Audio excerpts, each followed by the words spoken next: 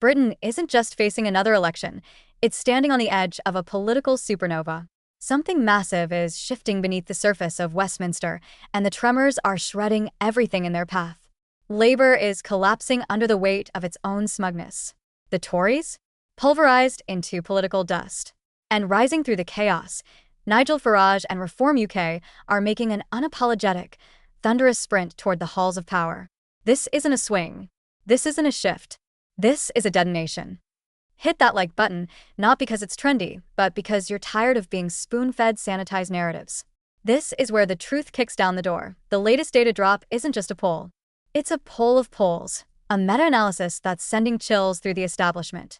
Reform UK is on track to win a 74-seat majority. Not a few scraps.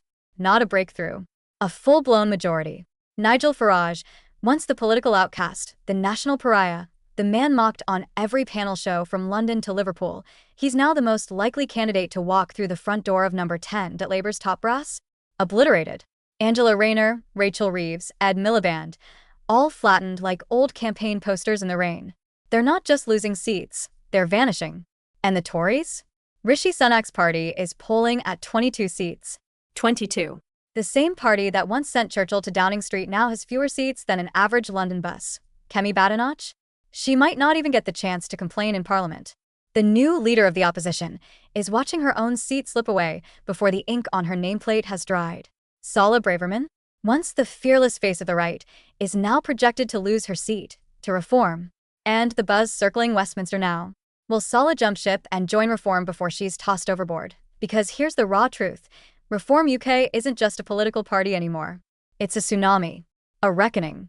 A referendum on the decades-long rut that's eaten away at every party, every bureaucracy, every self-satisfied media outlet that sneered at anyone who didn't toe the line.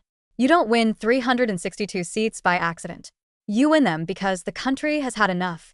Enough of Labour's obsession with who identifies as what. Enough of Tory backroom deals and backstabbing. Enough of being called bigots for asking where the border went, or extremists for wanting to feel safe. Enough of being patronized for daring to vote Leave. The British people are fed up, and now they're about to return the favor. This isn't political commentary. It's a warning shot. The UK political map is turning turquoise.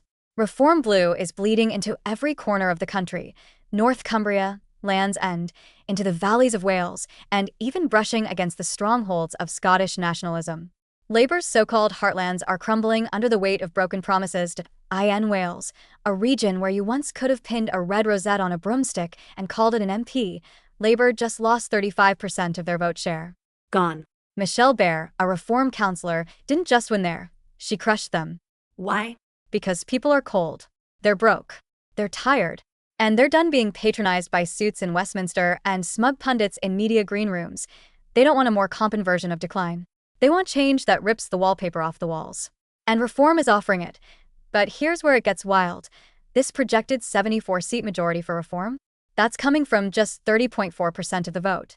Because in a system like ours, if momentum is on your side, you don't just squeak through, you steamroll.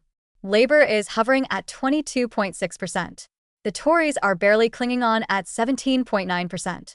This isn't a shift. This is a collapse, and it's happening live. Even the Crown is paying attention. Don't think for a second this polling hasn't rattled the palace gates. Because when things get this unstable, the monarchy starts to sweat.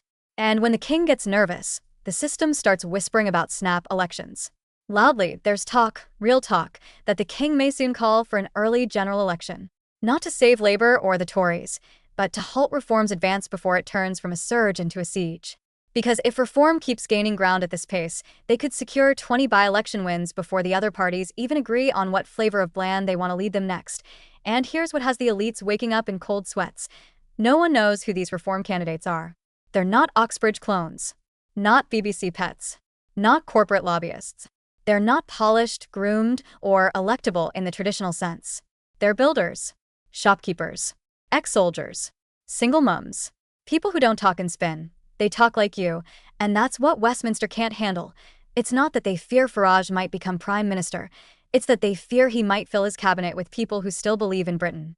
Not Brussels, not Davos, not global think tanks. But Britain, the kind of people who fix radiators, not restructure narratives.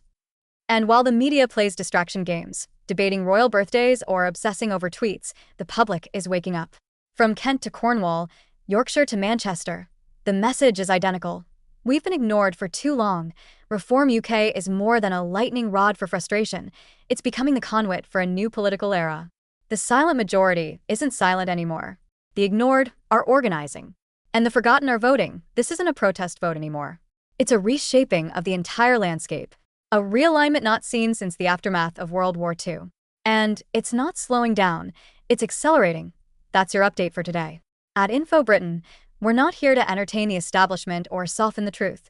We're here to tell it straight. No misinformation. No spin. Just the facts that matter.